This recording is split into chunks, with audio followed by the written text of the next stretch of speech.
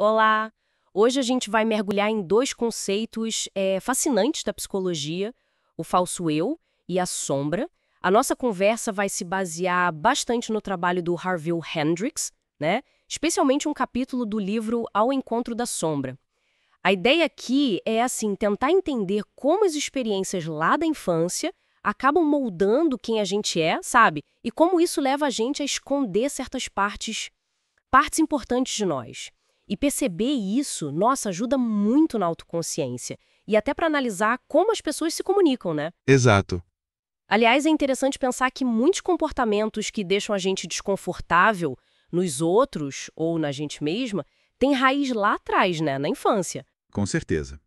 E o Hendricks, ele tem uma visão bem clara sobre isso. Ele diz que essa repressão toda começa cedo, muito cedo, na busca por aprovação, por amor dos pais, basicamente. Aquela coisa de querer pertencer, né? Isso. Ele fala que a gente nasce com uma personalidade de 360 graus, inteiros, né? Com todo o potencial. Mas para caber, para sermos aceitos, começamos a guardar pedaços numa sacola invisível. Uma sacola invisível. Gostei da imagem. É boa, né? E ele detalha como isso acontece. Tem as ordens bem diretas, sabe? Aquelas explícitas. Tipo, Menino não chora. Isso não é jeito de menina se comportar.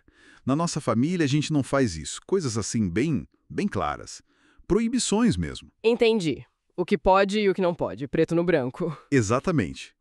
Mas tem outra forma, que talvez seja até mais poderosa, que é a invalidação sutil. Ah, essa deve ser mais difícil de perceber. Como funciona? É quando os pais simplesmente ignoram ou não valorizam certos traços. Não precisa ter bronca, sabe? Só a falta de reconhecimento já ensina. Imagina, por exemplo, pais que só dão bola para esporte.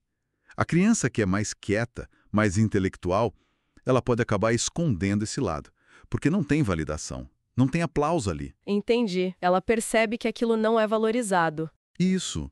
Ou o exemplo que ele dá no livro, do irmão que é elogiado por ser forte, e a irmã, quando mostra a mesma força, leva bronca porque sujou o vestido. Ela aprende rapidinho. Opa, assertividade não é pra mim. Puxa, que coisa!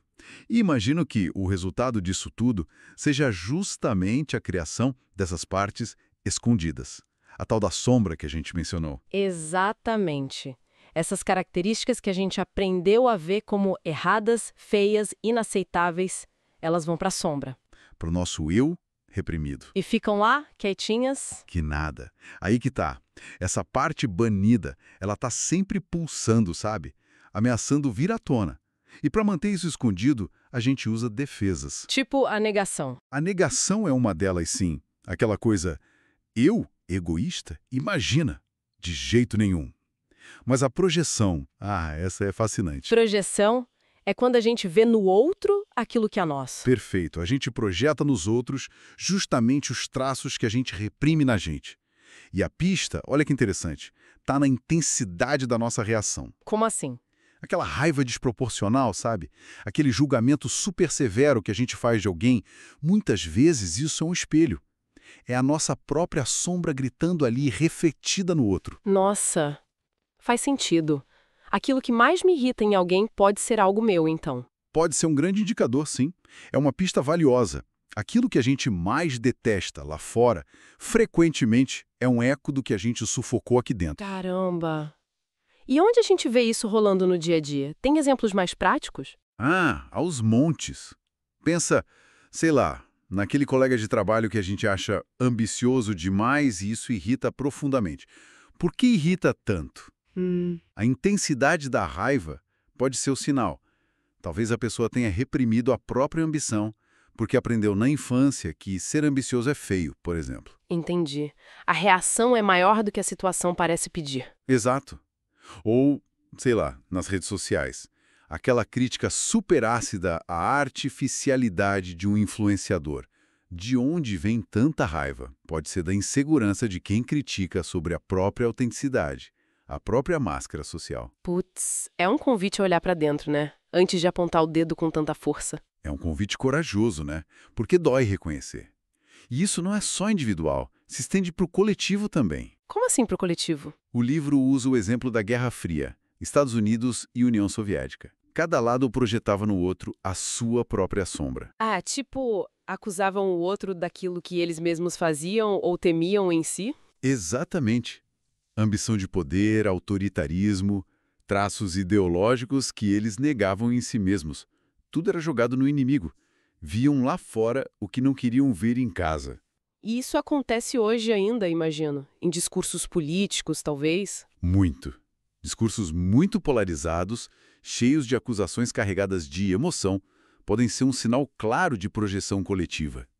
O curioso é que quanto mais a gente aceita a nossa própria complexidade, menos a gente precisa fazer isso. Faz todo sentido. E pensando nisso tudo, como a gente pode usar esse conhecimento de forma prática? Para a gente mesmo ou para entender melhor o que está rolando por aí? Olha, para analisar um argumento, uma fala, prestar atenção na carga emocional é uma dica boa. Se está muito passional. Isso. Um ataque ou uma defesa muito inflamada pode indicar que a sombra da pessoa entrou em jogo ali.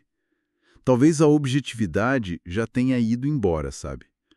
Vale se perguntar, essa crítica tão forte não está espelhando algo em quem fala? Boa. E para a gente, para o autoconhecimento? O principal é, antes de julgar lá fora, dá uma olhada aqui dentro.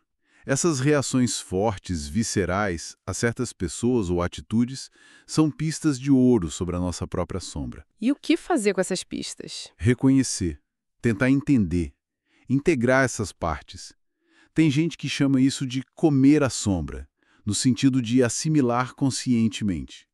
Isso não só aumenta o autoconhecimento, como deixa a comunicação mais real, sabe? Menos reativa. E ajuda a analisar os discursos também, imagino. Com certeza. Ajuda a ver além daquela coisa simplista de bem contra o mal. As acusações podem esconder muitas projeções. Isso não inocenta ninguém, claro, mas deixa a nossa compreensão da dinâmica muito mais rica, mais complexa. Ótimo. Então, para a gente recapitular, a gente forma um falso eu lá na infância para ser aceito, né? E para isso a gente reprime partes nossas, a sombra, por mensagens diretas ou mais sutis. Uhum. Aí, para manter essa sombra escondida, usamos defesas como negação e principalmente a projeção, ver no outro o que é nosso. Exato. E entender esse mecanismo todo ajuda a gente a se conhecer melhor, a ter mais autoconsciência e também a analisar a comunicação de um jeito mais crítico, buscando mais integridade, né, em nós e na forma como vemos os outros. Perfeito.